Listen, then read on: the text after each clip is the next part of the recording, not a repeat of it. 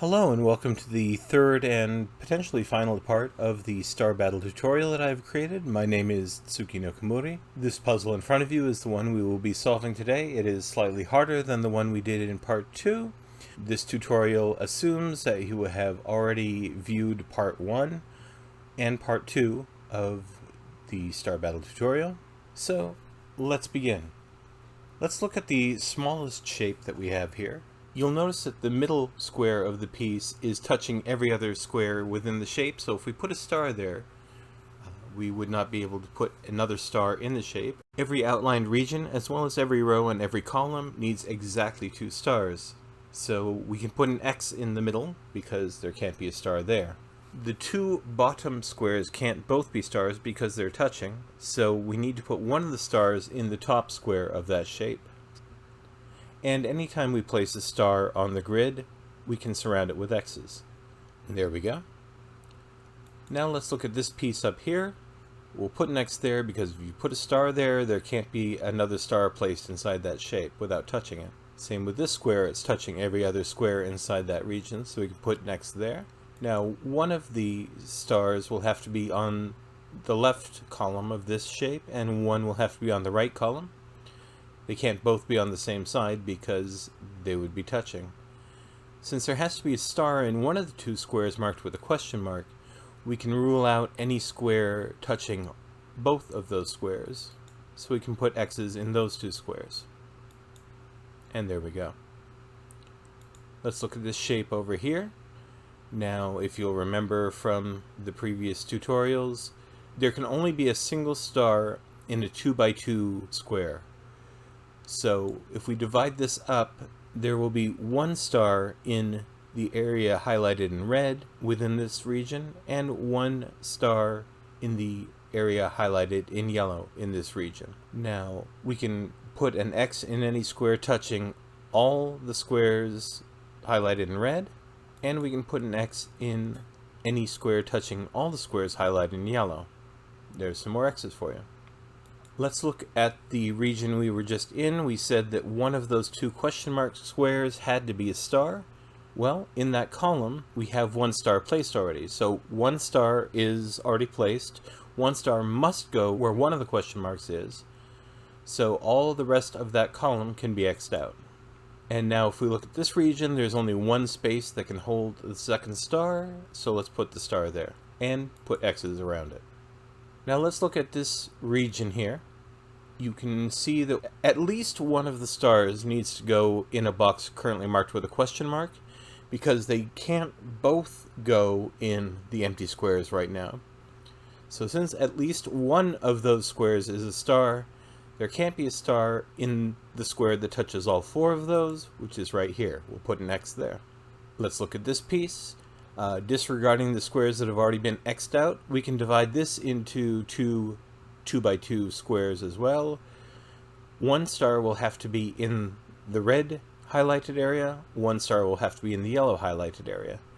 Now, no square touches all the yellow highlighted areas, but there is one that touches all the red highlighted squares, so let's put an X there. Let's look at this region up here. Same concept. We can divide it into 2 2x2 regions. So 1 star will have to be in the red area, 1 will have to be in the yellow area. There are no squares touching all the red highlighted squares, but there could be a star in either of the yellow highlighted squares marked with a question mark.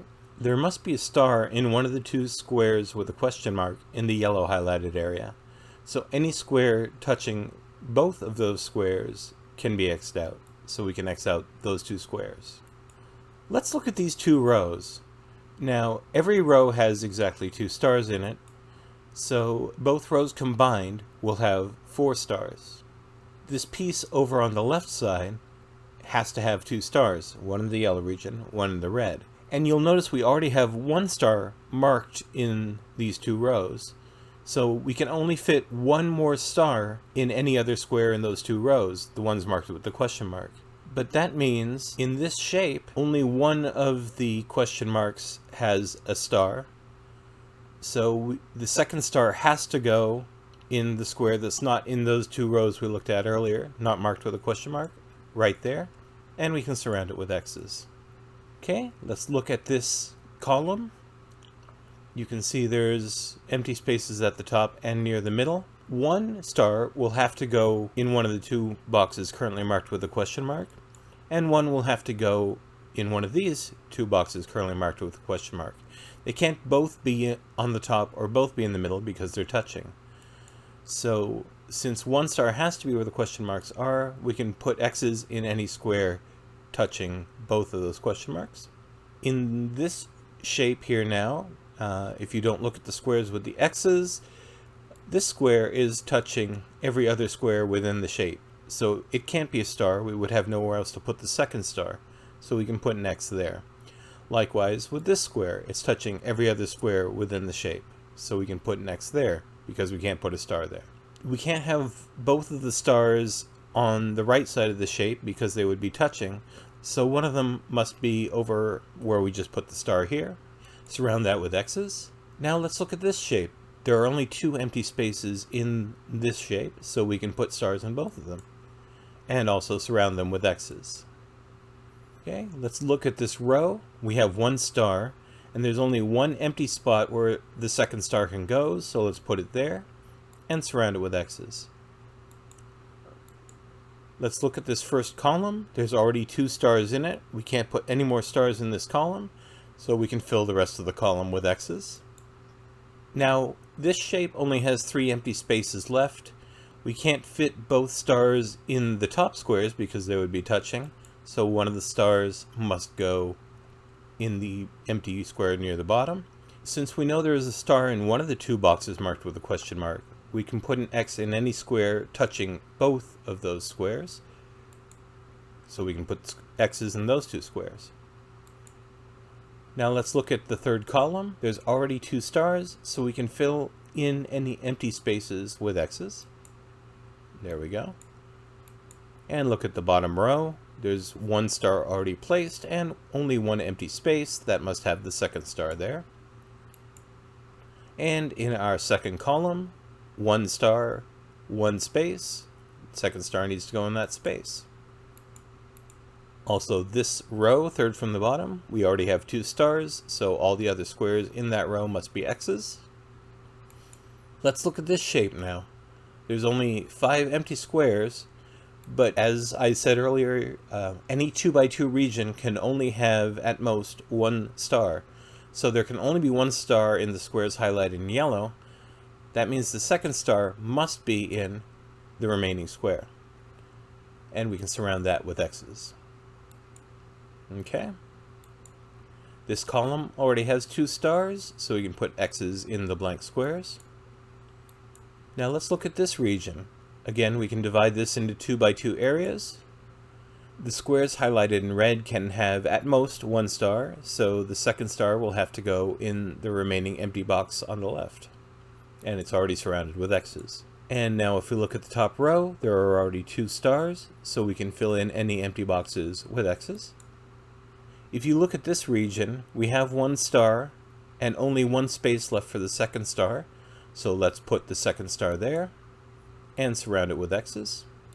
In this column, we already have 2 stars. We can X out any empty squares. Let's look at this column. There are no stars here yet. There are 3 empty squares in a row. Now we can't put a star in this cell marked with the question mark because every other space in that column is touching it. So if we put a star where the question mark is, we'd have no place for the second star. So that must be an X, and the stars go in the other 2 squares. Okay, let's look at this piece. It already has 2 stars within that region, so we can put an X in the remaining empty squares. And let's look at this piece. Because 2 stars can't touch within a region, or anywhere on the grid for that matter, we know that 1 star will have to be in the area highlighted with red, and 1 star will have to be in the area highlighted with yellow. Now, both of the stars can't be where the question marks are. Because we already have 1 star in the third row, one and exactly one of the boxes marked with a question mark must have a star in it. Well, if one of those 2 definitely has a star in it, we can X out any box touching both of those squares, and that would be this one right here. Let's look at this top shape. 1 star, only 1 space remaining for the second star. Let's put the second star there and surround it with X's. Let's look at this shape now. We can't have both stars where the question marks are because they would be touching. So one of the stars must go here and surround it with X's. And if you look at the third row, there's 1 star, 1 space remaining for the second star. Let's put the star there and surround it with X's. If you look at this row, there's 1 star, 1 space for the second star. We'll put the star there and surround it with X's. If you look at the last column, there are already 2 stars, so we can put X's in any empty squares.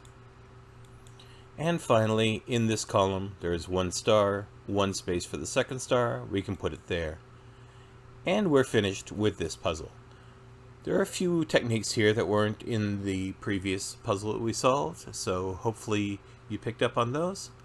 I hope this has been helpful. Hope you enjoy playing Star Battle. Best wishes to you. Thanks a lot.